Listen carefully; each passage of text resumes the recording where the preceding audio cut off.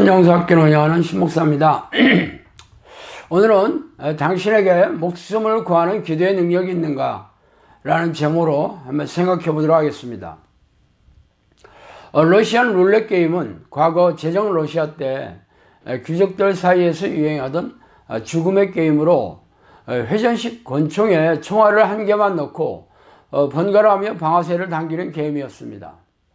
이 게임은 19세기 제정 러시아 시대에 감옥에서 교도관들이 죄수에게 강제로 시킨 뒤 누가 죽을지 내게 안 돼서 비롯된 게임이라고 전해집니다.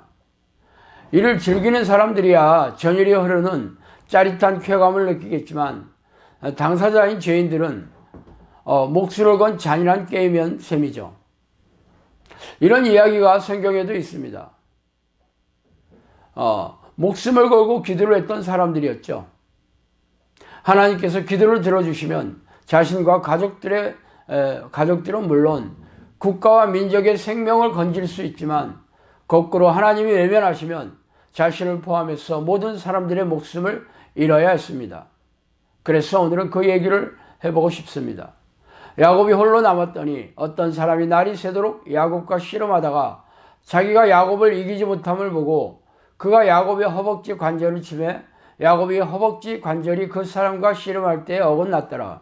그가 이르되 날이 세려하니 나로 가게 하라. 야곱이 이르되 당신이 내게 축복하지 아니하면 가게 하지 아니하겠나이다. 창세기 32장 24절에서 26절 말씀입니다.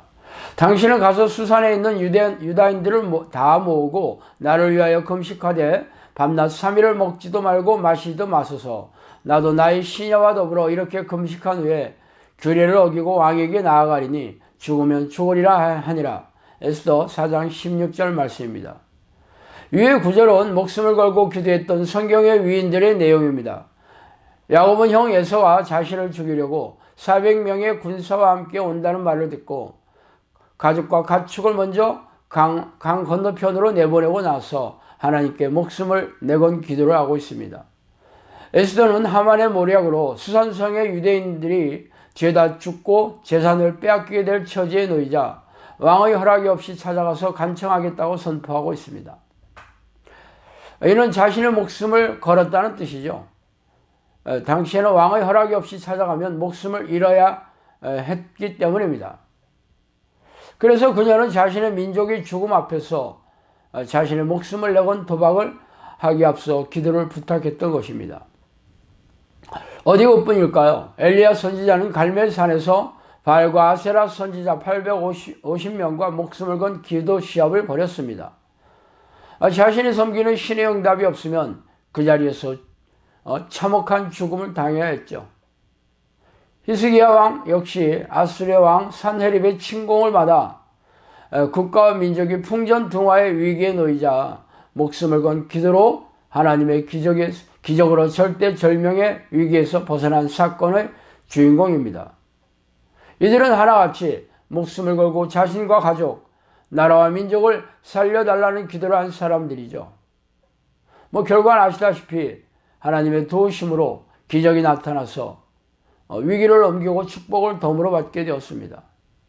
그래서 여러분은 위에 성경의 위인들처럼 목숨을 건 기도를 하신 적이 있습니까? 솔직히 말해서 그런 기도를 한 적도 거의 없겠지만 설령 그런 기도를 한다고 해서 목숨을 건질 기대도 하지 않을 것입니다. 왜냐하면 지금까지의 무능하고 무기력한 기도의 결과가 이를 잘 말해주고 있기 때문입니다. 저도 예전에 그런 사건이 있었습니다. 제 부부가 사랑하던 조카가 고1 때 백혈병에 걸렸을 때였습니다. 저희 부부가 전도를 해서 교회도 잘 다니고 있었던 해맑은 아이였죠. 그러나 당시 저는 사업에 실패해서 참혹한 인생의 시기를 보내던 시절이었습니다. 물론 기도도 하지 않았고 겨우 주일 예배만 참석했었습니다. 당시 하나님께서는 이 아이의 목숨을 건지는 기도를 해야 한다는 신호를 지속적으로 보내왔지만 오랫동안 삶이 떠내려가고 있었던 저는 사랑하는 조카가 무기력하게 세상을 떠나는 것을 가슴 아프게 지켜볼 수밖에 없었습니다. 억장이 무너지고 눈물이 앞을 가렸지만 무능하고 무기력한 신앙의 형실을 절감할 수밖에 없었죠. 성경에는 겨자씨만한 믿음만 있어도 기적이 일어나고 무엇이든지 믿고 구하는 것은 받은 줄로 믿으라고 말씀하셨으며 믿는 자의 표적으로 귀신을 쫓아내고 병든 자를 일으킨다고 선포하셨습니다. 이런 증거가 바로 믿음을 재는 잣대라면 아마 거의 모든 크리스천들이 믿는 자로 인정받지 못하다는 증거일 것입니다. 물론 저의 주장을 아무도 인정하지 않겠지만 말입니다. 그러나 이 말씀을 하신 분은 다름 아닌 예수님이시죠.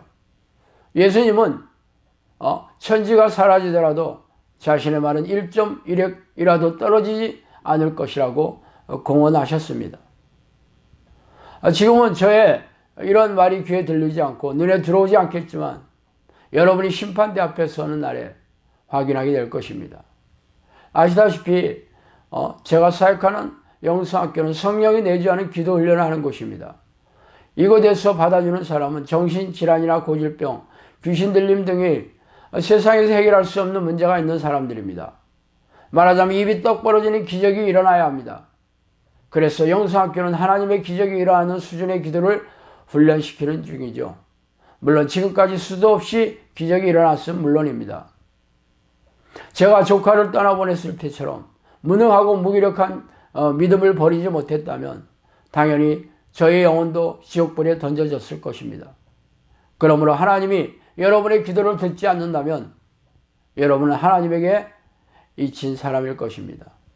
좁은 문으로 들어가기를 힘쓰라. 내가 너희에게 이르노니 들어가기를 구하여도 못하는 자가 많으니라. 집주인이 일어나 문을 한 번 닫은 후에는 너희가 밖에 서서 문을 두드리며 주여 열어주소서 하면 그가 대답하여 이르되 나는 너희가 어디에서 온 자인지를 알지 못하느니라 하리라. 그때 너희가 말하되 우리는 주 앞에서 먹고 마셨으며 주는 또한 우리를 길거리에서 가르치셨나이다 하나 그가 너희에게 말하여 이르되 나는 너희가 어디서 왔는지 알지 못하노라. 행악하는 모든 자들아 나를 떠나가라 하리라. 누가복음 13장 24절에서 27절 말씀입니다. 나더러 주의 주여 하는 자마다 다 천국에 들어갈 것이 아니요 다만 하늘에 계신 내 아버지의 뜻대로 행하는 자라야 들어가리라. 그날에 많은 사람이 나더러 이르되 주여 주여 우리가 주의 이름으로 선지자 노릇하며 주의 이름으로 귀신을 쫓아내며 주의 이름으로 많은 권능을 행하지 아니하나이까 하리니 그때 내가 그들에게 밝히 말하되 내가 너희를 도무지 알지 못하니 불법을 행하는 자들아 내게서 떠나가라 하리라. 마태복음 7장 21절에서 23절 말씀입니다. 그 후에 남은 처녀들이 와서 이르되 주여 주여 우리에게 열어주소서. 대답하여 이르되 진실로 너희에게 이르노니 내가 너희를 알지 못하노라 하였느니라. 마태복음 21장 11절 12절 말씀입니다.